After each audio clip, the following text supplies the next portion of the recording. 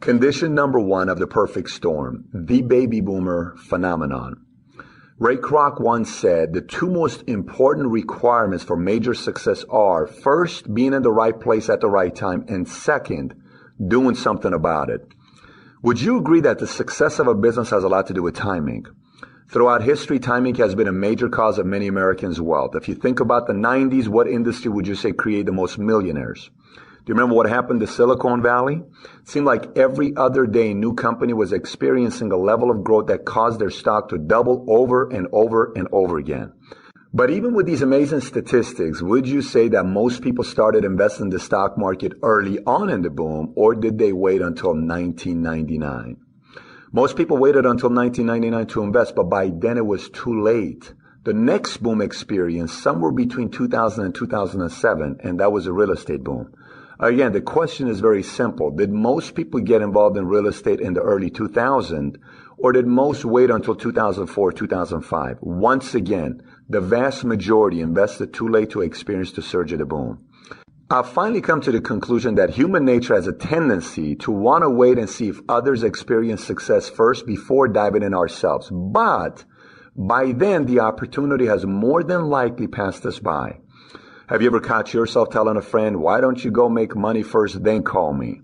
By the time he calls you, it's probably too late.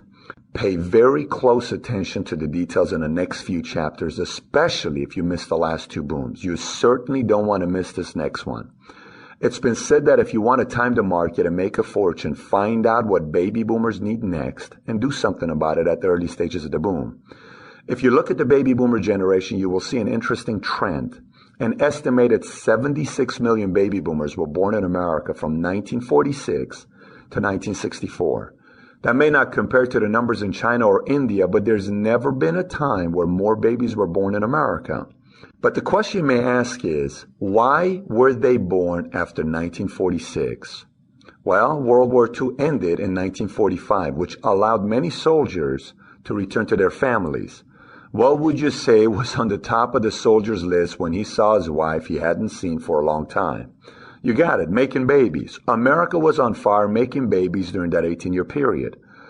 I want you to imagine that today's 1946 and that you know in the next 18 years, 76 million babies are going to be born in America. What industry would you get involved in that offers products for babies? You're probably thinking baby food, toys, baby shampoo, etc., right? What companies come to mind when you think about those products? When you think about baby food, you probably think about Gerber. When we think about toys, we may think about Mattel. If we think about baby shampoo, you and I may think about Johnson & Johnson. All three of them experienced an unprecedented surge in their business during this time. As a matter of fact, Mattel was founded in 1945 by Harold Madsen and Elliot Handler, the year that World War II came to an end. Does that tell you anything about timing? How about Barbie? When do you think Mattel came out with Barbie? March 9th, 1959, Barbie was founded and ended up being a toy sold worldwide, all because of the boom taking place in America. I don't want to discard the strategic advertising and marketing Mattel had in place, but they absolutely capitalized on timing. Let's consider the different booms that have occurred since the birth of the baby boomer generation. Let's look at the 1950s.